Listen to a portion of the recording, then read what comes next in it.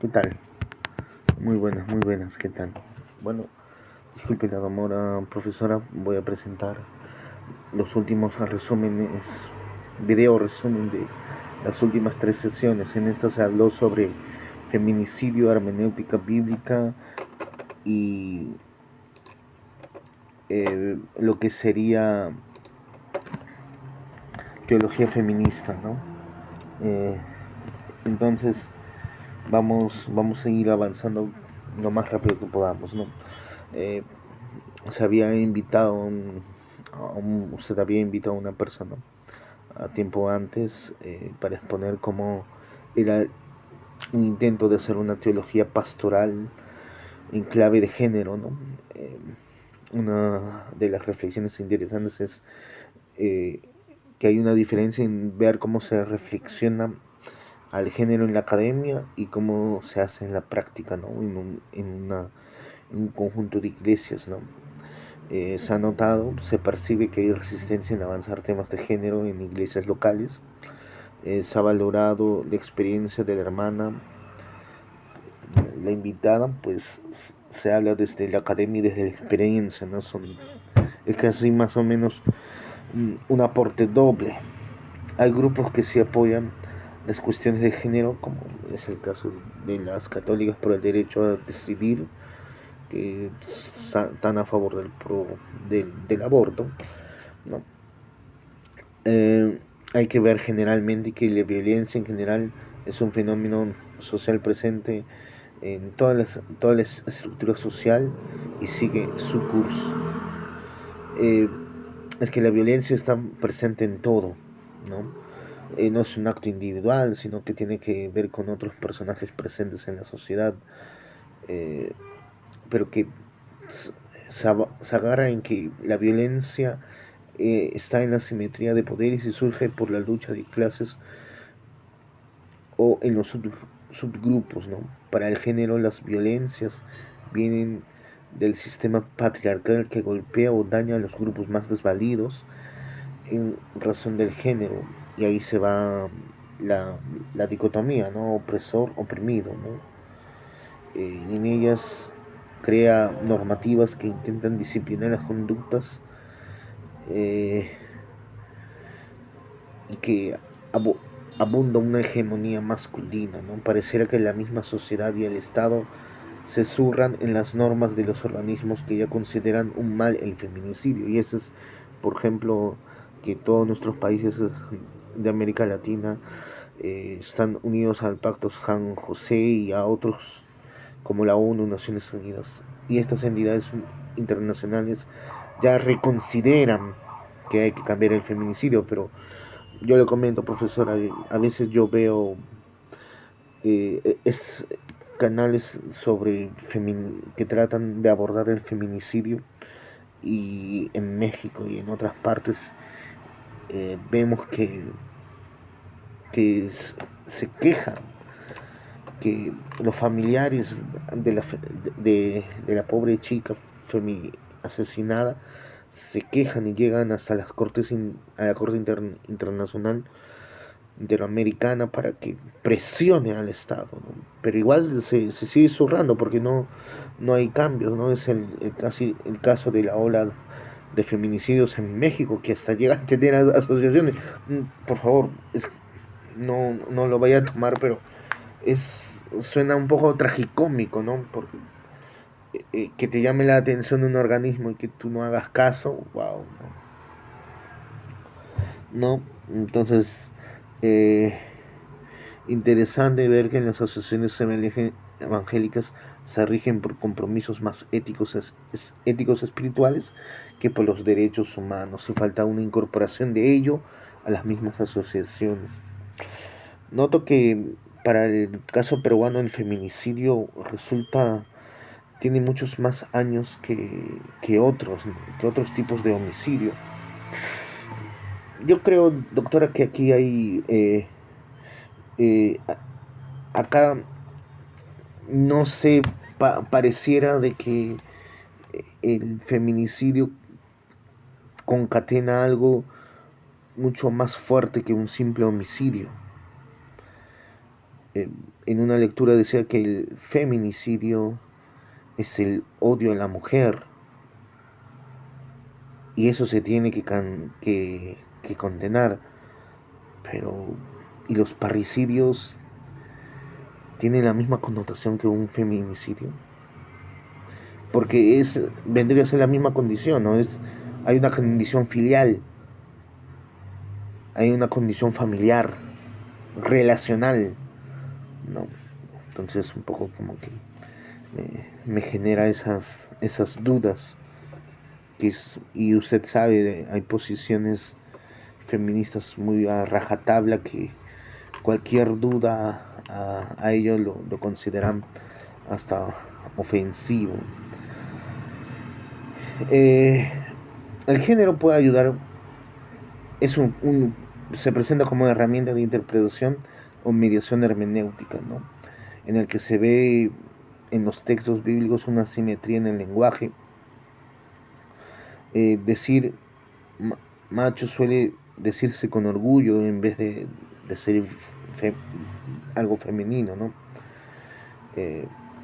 Y esta teología feminista de la liberación se construye en los márgenes porque es un permiso que tiene la teología, ¿no? Y es por eso la cuestión y la relación con la liberación, ¿no? Hay una exposición de las compañeras de la Casa Amin y su loable labor, ¿no?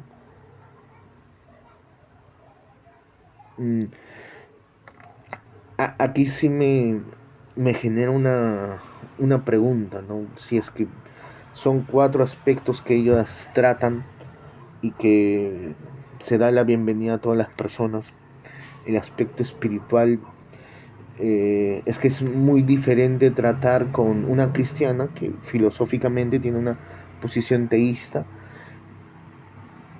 y una no cristiana que obviamente no será teísta, al duras penas será deísta, más tirando para el materialismo, ¿no? Entonces no puede haber me hubiese gustado preguntarle a la compañera si es que ahí no se puede haber una tensión, ¿no? Interesante también ver el aspecto de sujetas hermenéuticas, ¿no? Que ellas mismas pueden interpretar lo que les pasa a ellas y lo que dice la Biblia, ¿no? En la relación género y Biblia hay elementos que se puedan prestar en el análisis. Composición e interpretación son un componente principal en las dinámicas de la desigualdad. Y es que en la Biblia se presenta mucho eso, ¿no? Miren,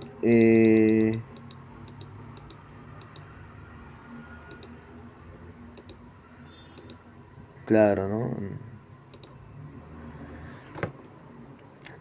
Otro aporte es de que el cristianismo se presentó como una tradición que buscaba establecer la justicia de las relaciones humanas. Se creyó que al venir de un Dios encarnado en la carne humana tenía como objetivo restaurar las relaciones, curar los corazones partidos, promover la misericordia, la compasión, instaurar la justicia y la equidad desde la tradición. Desde la tradición más primitiva se creía que por sus propias fuerzas la humanidad no lograría restaurar la relación entre sí y con Dios, ¿no? Entonces esta en grandes líneas la base de las creencias del movimiento de Jesús y después de las comunidades cristianas primitivas. Acá yo quiero dar un salto a una lectura que yo hice y que también otros compañeros han tratado respecto a la cuestión del género y Biblia, ¿no? Se le ha permitido la existencia de lo que se puede llamar feminismo cristiano, uh, porque existen elementos, y aquí en lo que acabo de leer es porque hay esa restauración, ¿no? Regresa, ¿no?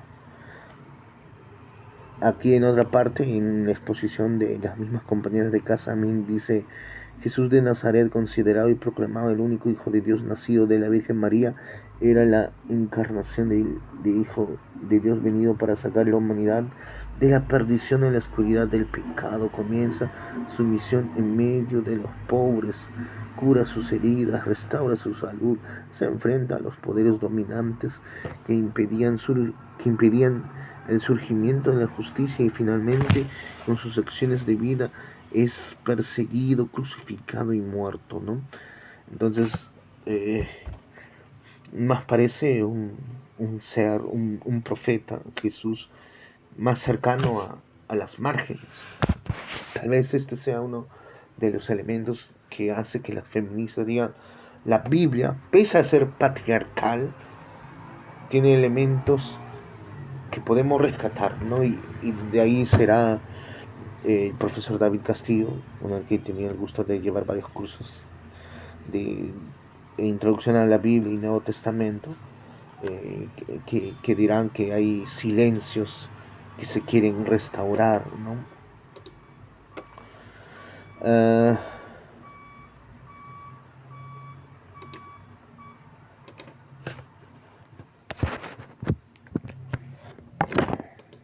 Muy bien.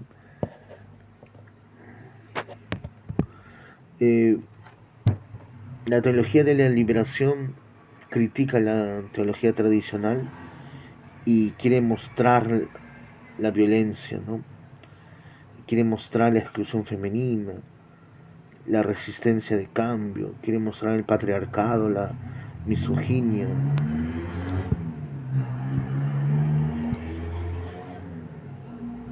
En una parte citan a Guevara, la teología de la elección necesita integrar lo femenino y el género para no reproducir exclusiones dentro de un proyecto liberador. A ver, si es que es la opción por el pobre, por las márgenes, ellos lo componen la mujer, entonces tiene rostro de mujer, ¿no?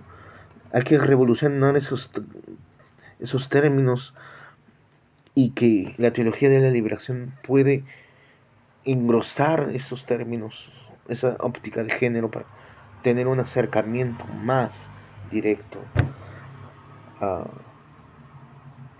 y así comprender. Aunque es interesante, profesora, porque yo estoy estudiando la teología de la liberación a través del Instituto Bartolomé de las Casas, que viene acá, por ejemplo, B. Estos son muchos de los textos que tratan. Yo creo que la teología de la liberación necesita de redes intelectuales y sociales y pastorales para seguir su línea viva. Y he notado que en el Perú, pese a ser el caso originario, le adelanto la hipótesis que yo sostengo. Ojalá en algún momento se pueda, se pueda sustentar. Es mi tesis de licenciatura en historia. Yo sostengo que la teología de la liberación peruana representa la ortodoxia de esta corriente teológica y es en otras partes en donde se va gestando el ecofeminismo, se va gestando la teología indígena, la teología afro y demás, ¿no? Mientras que en el Perú permaneció en la ortodoxia, ¿no? Es, es una, es una cuestión interesante que quería comentarle, ¿no? Hay condiciones claves, ¿no? Que la teología de la liberación tiene que considerar: reconocimiento de la diversidad, transformación del lenguaje, sobre Dios, centralidad del cuerpo y la vida cotidiana, ética de la dignidad y no del sacrificio, y apertura a nuevas formas de comunidad, ¿no? Hay un deseo de construir un nuevo discurso religioso, ¿no? Que no solo se construye en la academia, sino en las márgenes. Es por eso lo importante que yo decía, ¿no? Miren, se habló también de del caso de las del patriarcado, las raíces patriarcales de la interpretación bíblica, ¿no? Pero yo quisiera aquí abordar que hay, hay una revisión de la misma teología feminista, ¿no? Que hace de la Biblia como un instrumento de opresión y liberación. Empieza con una hermenéutica revisionista, pasa a una crítica feminista y por último llega a una hermenéutica crítica de la liberación. Debemos entender que muchos pasajes y lecturas condenan a las mujeres por ser nocivas y no pueden más que preguntarse qué tipo de Dios es esto, ¿no? No es un Dios amoroso con las mujeres, ¿no? El marido cabeza de la mujer, si el hombre denuncia que su mujer no era virgen, la sacan del pueblo y la apedrean. O sea, no hay dignidad para la mujer. En cualquier lectura puede decir el nombre. Deuteronomio dice, si el hombre difama a una mujer, se le, se le impone una multa, ¿no? La Biblia ha servido para alentar resistencias y luchas de liberación. ¿Por qué? Porque a lo largo de la historia muchas de ellas han encontrado en los relatos bíblicos y en su mensaje la fuerza para luchar y el impulso, el aliento para trabajar por todo aquello que quería, por lo que se quería esclavizarlas. Se tiene que reinterpretar la Biblia para la teología feminista, ¿no? Se tiene que reinterpretar y tenemos que tomar conciencia, ¿no?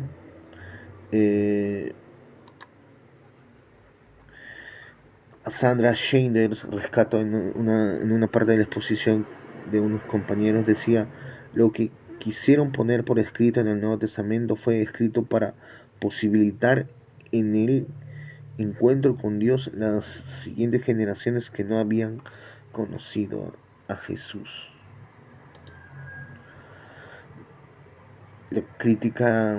La hermenéutica crítica feminista es dialéctico, o sea, es un movimiento entre el texto y la comunidad y el texto. Si estos textos opresivos se pueden proclamar inspirados o revelados por Dios, si la respuesta es afirmativa, se estaría proclamando a un Dios de opresión y de deshumanización. E imagínense una contradicción total. ¿Cómo leer esos textos que denigran a la mujer? ¿No? Hay que partir que los textos son atemporales, no hay una selección. Los textos recogen experiencias significativas de Dios y con Dios. Se hace frente a dos paradigmas interpretativos. El doctrinal, se usa la Biblia para legitimizar el dogma. Historia factual no piensa que la verdad está en la factibilidad histórica, es decir, un estado puro o que se da por hecho permanente, ¿no? Se presenta a Shera, la consorte de Yahvé, ¿no? Cosa que eh, se intentó desaparecer a un culto y dejar a Dios soltero, Dios hombre soltero, y que la mujer no ha recibido culto, pero en la Biblia está, son rezagos que tiene, ¿no? Las hermenéuticas contextuales nos tienen que ayudar. Eh, asume la teoría epistemológica que afirma que toda comprensión tiene presupuestos, por lo cual las interpretaciones no son neutrales, no son inocentes, porque todo intérprete está situado en un contexto, ¿no? Esta hermenéutica considera la comunidad como lugar hermenéutico teológico, desde el que se debe interpretar y hacer teología. Por eso se tiene es un enfoque pastoral, ¿no? Y una hermenéutica bíblica de la liberación, que es crítica histórica, establece un puente entre los métodos críticos y la lectura creyente. Considera al autor humano, quien escribe con sus medios, recursos, habilidades y con esquemas culturales. Exégesis es lo que se dice en el texto, interpretación de ese texto. Y hay que evitar una lectura literalista y por lo tanto una postura fundamentalista o integrista. Bueno, eso sería todo por ahora. Muchas gracias.